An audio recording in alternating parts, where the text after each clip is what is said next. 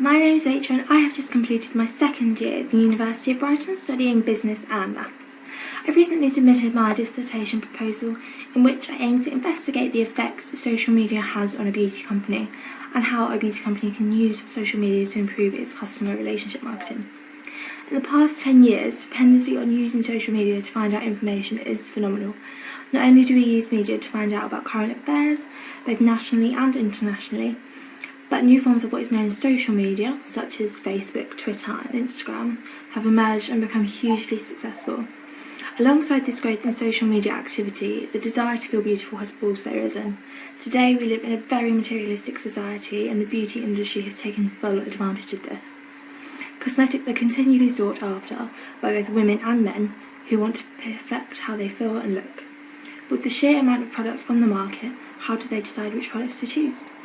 Advances in today's technology mean we can be in a shop, take out our phones and search for reviews on a product instantly before then making our decision on which product to purchase. Although reviews can be from many online websites, social media plays a dominant role in the sharing of consumer thoughts and recommendations about products. How has this affected beauty companies? What can beauty companies do to make sure it's their products that consumers are buying? Over the next year, I aim to produce a piece of work which recommends ways in which beauty companies can improve their customer relationship marketing through the use of social media. A few of my objectives in producing this work are to determine how much of what beauty products consumers buy is due to what they have seen or read through social media, to establish if consumers are buying beauty products as a result of consumer-based reviews and opinions or because of the marketing efforts of the beauty company, and to discover what for and how beauty companies are currently using social media. I hope to create valuable recommendations for beauty companies on how to use social media as a marketing tool effectively.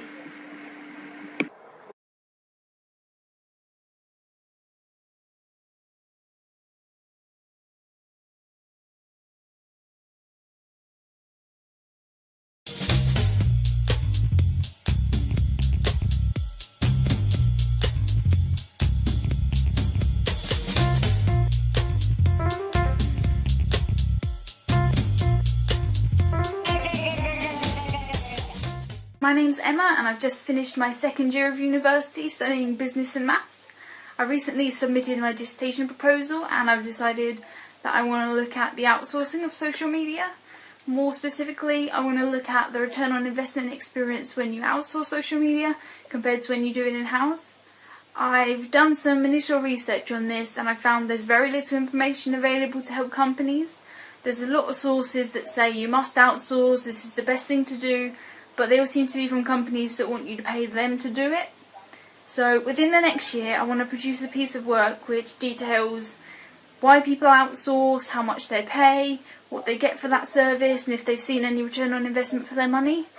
And I want to look at how people do it in-house, what tools they use, how much time it's taking them and if they've seen any return on investment for their time. And I hope with this information I'll be able to create an unbiased piece of work which will help companies to decide if they really need to outsource social media or if they can do it in-house.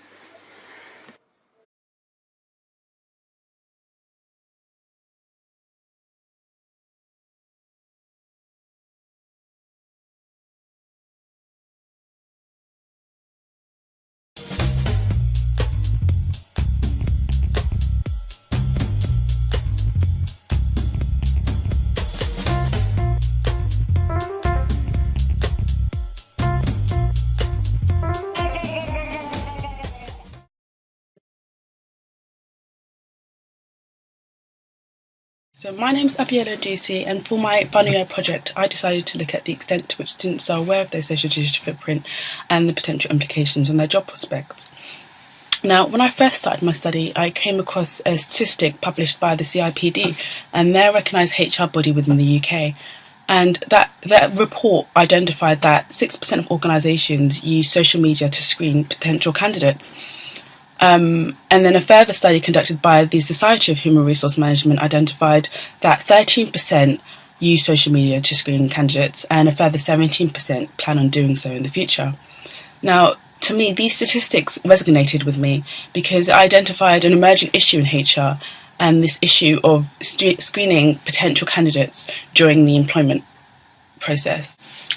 I wanted to specifically focus on students in higher education because the majority are prospective job seekers looking at entering the labour market in the near future. But are they aware of the fact that these organisations are also coming along on these social media platforms to support the recruitment and selection process?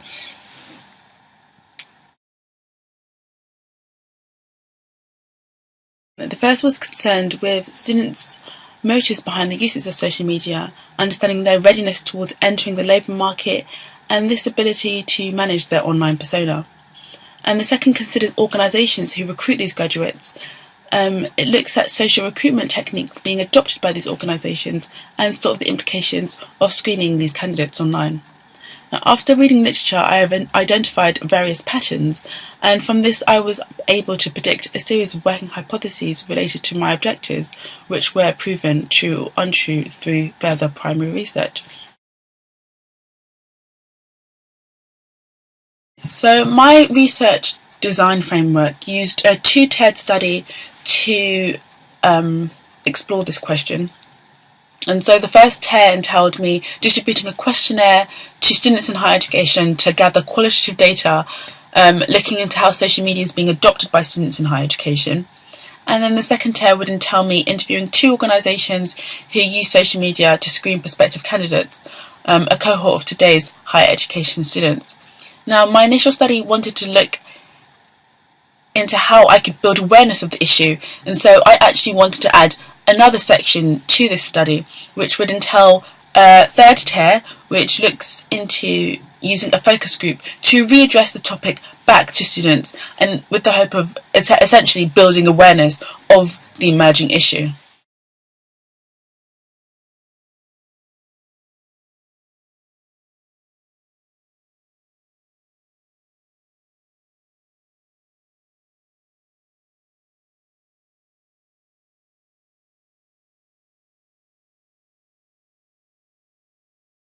This approach would then enable me to go on to identify the potential disparities between the 2 parties and how they use social media, which would then enable me to go on to build a discussion of my findings.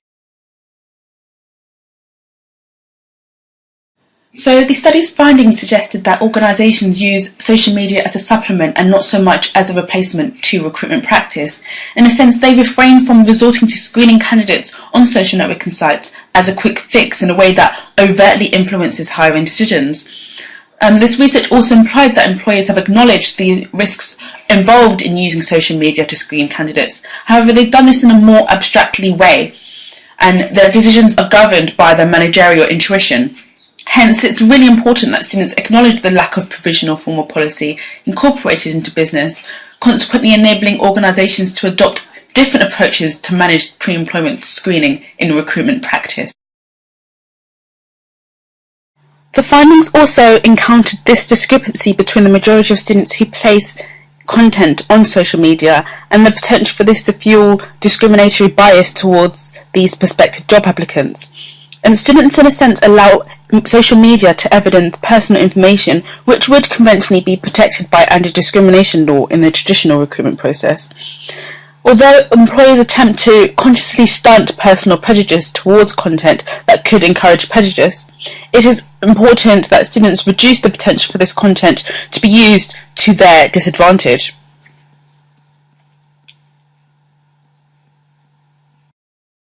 This brings us on to the issue of privacy within this context, where previous studies contended that younger generations were far less concerned with maintaining a level of privacy. Recent research has also argued that the use of privacy settings has the potential to prevent unwanted members of the public and existing contacts access to information placed on their profiles. It also, in a sense, suggests that maybe privacy settings have bridged the generational gap, essentially ensuring that employers are not misusing this information. The findings contended that the majority of students of all ages have activated their privacy settings. The investigation suggested that there seems to be this implicit assumption amongst students that it's acceptable not to be present on professional social networking sites, where the study suggested that 12% aren't on these particular sites, such as LinkedIn. If students, in a sense, opt to use these sites, it delimits the prospect of organisations resorting to screening candidates on commercial networking sites such as Facebook, where the findings also suggested that it's more likely to evidence them in an unprofessional light, which of course conflicts with what employers expect from hopefuls. In today's extremely competitive labour market, it's important that students acknowledge the employer's expectations. The findings indicate that employers believe presence specifically on professional social networking sites reflects a readiness towards entrance within the labour market, thus making them more desirable applicants, highlighting the importance of having an evident digital trace specifically on professional social networking sites such as LinkedIn.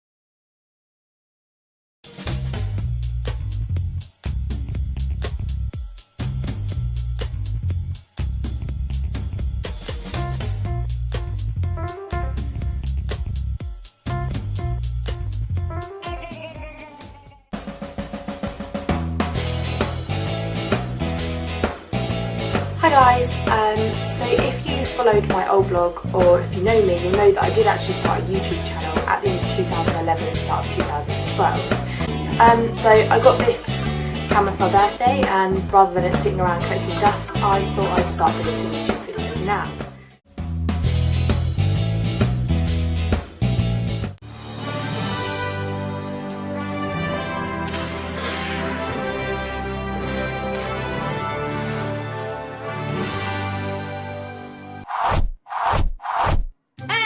Lovely people. So it's happened. It's official. I have finally finished education. Forever!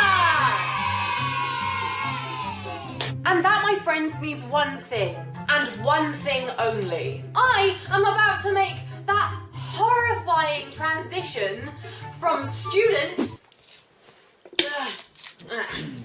to mature adult.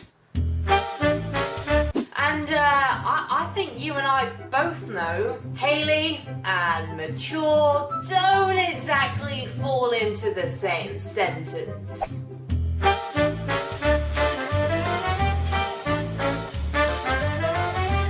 But seriously now, I am not ready to become an adult.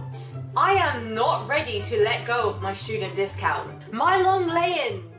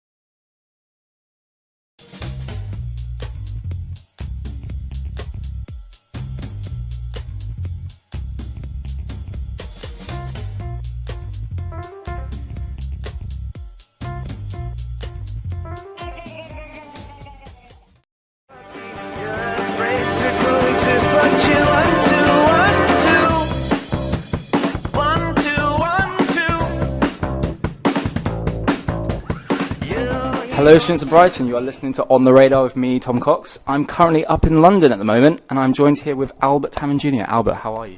Hello Tom, I'm great. Good. Very great, thank you. So Albert, tonight is your last show in the UK at the Village Underground. How's your experience in the UK been so far? Well, we've been here for like 2 weeks and it's been amazing. I've been wanting to do a tour like this for a while. We came in December. I was telling my booking agent, like, I really want to get, you know, England's one of those places where you can play 12 cities, and even though it's small, it's so weirdly spread out, but the drives are small, you know, whereas in America you got to drive 15 hours sometimes to get somewhere. Yeah, it's been amazing. Okay, and what have been some of your highlights so far on tour? I'd never been to Newcastle. Manchester, it's always fun. In Liverpool, we got to play this huge church. This venue tonight in London looks amazing. The Great Escape in Brighton. That was not just because you're from there, but that was, I felt like a cool rock and roll punk show. Just because the venue was like a conference room. Yeah. I got to see Jimmy Goodwin from Doves there. It was pretty cool.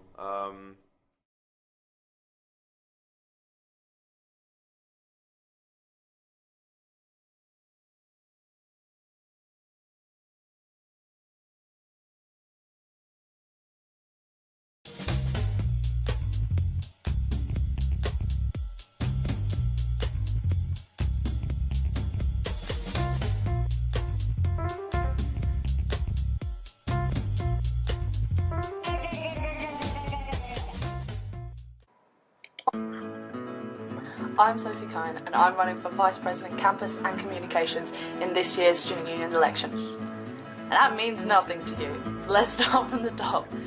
I am 5'4". I study English language and media at Brighton University. I can play the guitar and the ukulele. I'm 21. I'm from Essex. I actually hate the smells of coffee and bacon. Probably losing lots of votes on that one. Hey guys, so it was candidate question time number 1 last night at the lectern. It was an experience. It was a very long night. EP Campus and Communications were up first, so that was slightly nerve-wracking, but we got it done. It was a really good night. It wasn't what I expected. If you've never been to one, I do suggest going. I think you really do see people's personalities on stage. And thanks to everyone for coming for support. It was really nice to see so many people. It was really nice to meet some new people. And good luck everyone with the rest of the elections.